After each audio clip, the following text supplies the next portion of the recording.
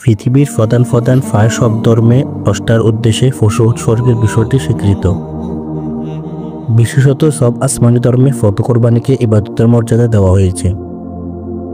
যদিও ধর্মগুলোর পশু উৎসর্গ ও কোরবানি করার পদ্ধতি ভিন্ন ভিন্ন।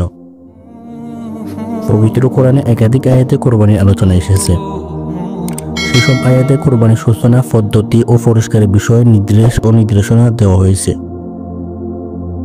কোরবানির বিধান আদম আলাইহিস সালামের যুগ থেকে চলে এসেছে, তবে বর্তমান প্রচলিত কোরবানির প্রবর্তন করেন ইব্রাহিম আলাইহিস সালাম। আল্লাহ তাআলা বললেন, আমি ইসমাইলের পরিবর্তে জবাই করার জন্য দিলাম এক মহান জন্তু, আর আমি এই বিষয়টি পরবর্তীদের মধ্যে রেখে দিয়েছি। কোরবানির সূচনা যেভাবে হয়েছে, আল্লাহর জন্য পশু উৎসর্গের রীতি আদম আলাইহিস সালামের সময় থেকে শুরু হলেও পশু কোরবানির চলমান ধারা ইব্রাহিম আলাইহিস সালামের মাধ্যমে শুরু হয়েছিল। পবিত্র কোরআনে ইরশাদ হয়েছে, অতঃপর সে ইসমাইল তার পিতার সঙ্গে কাজ করার মতো বয়স উপনীত হলো। তখন ইব্রাহিম বলল, হে পুত্র, আমি স্বপ্ন দেখি যে আমি তোমাকে জবাই করছি, এখন তোমার কি অভিমত বলো? সে বলল, হে আমার পিতা, আপনি যা আদিষ্ট হয়েছেন তাই করুন। আল্লাহর ইচ্ছায় আপনি আমাকে ধৈর্যশীল পাবেন। যখন তারা উভয় আনুগত্য প্রকাশ করলো এবং ইব্রাহিম তার ছেলেকে কাঁধ করে শোয়ালো, তখন আমি তাকে আহ্বান করে বললাম, হে ইব্রাহিম, তুমি তো স্বপ্নাদের সত্যই পালন করলে। এইভাবে আমি সৎকর্মপরায়ণদের পুরস্কৃত করি। তো এটা ছিল এক স্পষ্ট পরীক্ষা। আমি তাকে মুক্ত করলাম এক কোরবানির বিনিময়। আমি তার পরবর্তীতে স্মরণে রেখেছি।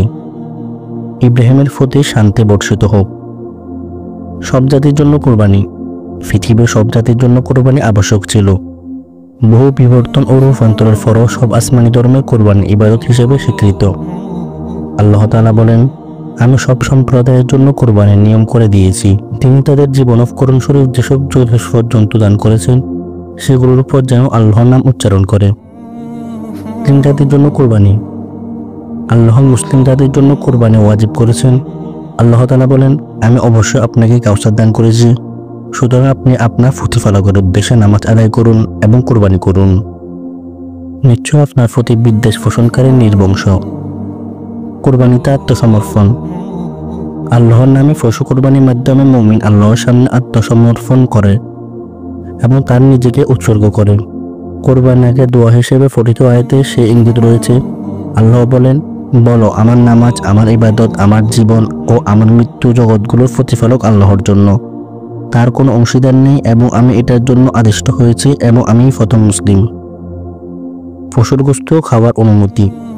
আগে উম্মতের জন্য কোরবানি পশুর গোশত খাওয়া বৈধ ছিল না, কিন্তু আল্লাহ মুহাম্মদ সাল্লাল্লাহু আলাইহি সাল্লামের উম্মতের জন্য কোরবানি পশুর গোশত খাওয়া বৈধ করেছেন। ইরশাদ হয়েছে, যাতে তারা তাদের কল্যাণময় স্থানগুলোতে উপস্থিত হতে পারে। তিনি তাদের চতুষ্পদ জন্তু থেকে জীবিকা হিসেবে যা দান করেছেন তার উপর নির্দিষ্ট দিনগুলোতে আল্লাহর নাম উচ্চারণ করতে পারবে। অতঃপর তোমরা তা থেকে আহার করো এবং তাদের আত্মীয় স্বজন দরিদ্র লোকদেরকে আহার করাও। আল্লাহ তাআলা আমাদের সবাইকে নিজ নিজ সাধ্যমতে এবং একমাত্র আল্লাহর সন্তুষ্টির জন্য কোরবানি করার তৌফিক দান করুক। আমিন।